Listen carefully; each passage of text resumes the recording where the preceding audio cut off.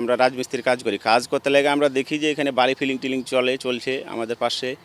আপনার মনে করেন দেখা যায় যে ওনারা ওই আমাদের মতো 5-7 জন লোক আসছে, এসে মনে করেন যে গাছ টাছগুলো কাটছে। তো আমরা মনে করছি হয়তো বালি ভরাট করবে, যার জন্য ওই জায়গাগুলো হয়তো পরিষ্কার টরিষ্কার করছে, মানে হয়তো গাছগুলো যেন ঢেকে না যায়।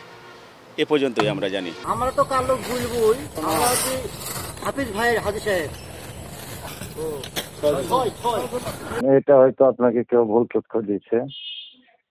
আসলে ওখানে আমার একটা ভেড়া এবং গরুর খামার ছিল। ভেড়া গরু আর কি পুষতাম, ওখানে আমার জায়গা ছিল। ওখানে অধিগ্রহণ হয়ে যাওয়ার পরে আমরা আর কি আমাদেরকে চিঠি দিয়ে দেয়, আমরা বাড়িয়ে চলে আসি। ওখানে অনেক সময় ধরে আমরা আর কি করতাম, ভেড়া গরু করতাম। ওখানে তো অনেক ঠিকাদার কাজ করছে, আমাদেরকে তো অনেকদিন আগে আমরা ওখান থেকে চলে এসেছি। অনেক ঠিকাদার কাজ করছে, সেটা হলো আপনার ওই যে পাঁচিলের কাজ করছে, ভরাটের কাজ করছে। যদি আমরা বাইরের লোক কেউ গাছ কাটে তাহলে তো অবশ্যই তারা দেখতে পাবে, তাই না?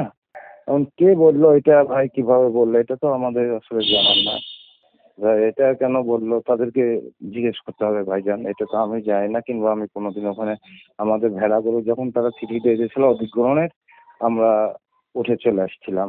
আমি তো আমবাগান আমার নামে লিজ হয়নি, আমবাগান লিজ লিয়েছিল আপনার হলো খায়রুল ইসলাম। আমি যখন এই যে ভেড়ার খামার বললাম না আপনাকে, গরুর ভেড়ার খামার করতাম, তখন খায়রুল ইসলাম নিয়েছিল, হাফিজ মাওলানা খায়রুল ইসলামরা। শুনেছি অনেকদিন হলো এটা হচ্ছে, তাই শুনেছি আমরা ভরাট হচ্ছে, হচ্ছে অনেকদিন শুনেছি। আর গাছ কাটা হচ্ছে এখন, এটা বলছে এটা। আপনি ওখানে যে এখন চাইলে আপনি যে একটু জানেন ওখানে যে ভাইজান। ওয়ালটন এখন দেশের সীমানা পেরিয়ে পৌঁছে গিয়েছে 50টিরও বেশি দেশে। ওয়ালটন, ঘরে ঘরে বিশ্বজুড়ে। আমাদেরকে স্যাররা একটা শোকস নোটিশ দিয়েছে, আমরা হাতে পেয়েছি। এটার রিপ্লাই স্যারদেরকে আমরা দিয়েছি। আমরা এটার সাথে গাছ কাটার সাথে কোনোভাবেই সম্পৃক্ত না, কারণ আমাদেরকে যেরকমভাবে স্যাররা জায়গা দেখিয়ে দিয়েছে ভরাটের জন্য, সেই জায়গাগুলোতেই আমরা ভরাট করব। এবং ডিমার্কেশন দেওয়া আছে, যেখানে যেখানে ভরাট হবে না সেই জায়গায় ভরাট করব না।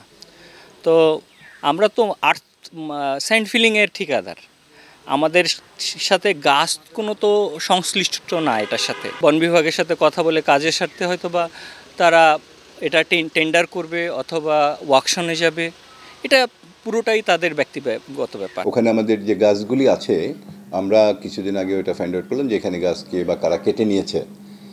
গাছ কাটা হয়েছে, ঘটনাটা সত্যি। আমরা এটা গত মঙ্গলবার দিন আমরা এটা দেখেছি, এবং ওখানে সাক্ষী সাবুত নিয়ে আমরা যতটুকু বুঝতে পেরেছি যে আমাদের ওখানে বালি ভরাটের বা ল্যান্ড ডেভেলপমেন্টের জন্য যে ঠিকাদার আছে তাদের লোকজন দিয়ে এটা তারা করেছে বলে আমাদের কাছে বিশ্বাস, এবং সাক্ষী সাবুতে তাই বলে। তো আমরা তখন ঠিকাদারকে একটা শোকজ নোটিশ করলাম যে এই কাজটা প্রসিডিওরটা এটা নয়, গাছগুলি কাটা প্রয়োজন হলে হতে পারে, but thing is not this যে তুমি উইদাউট পারমিশন কাটে ফেলবা, নট লাইক দ্যাট।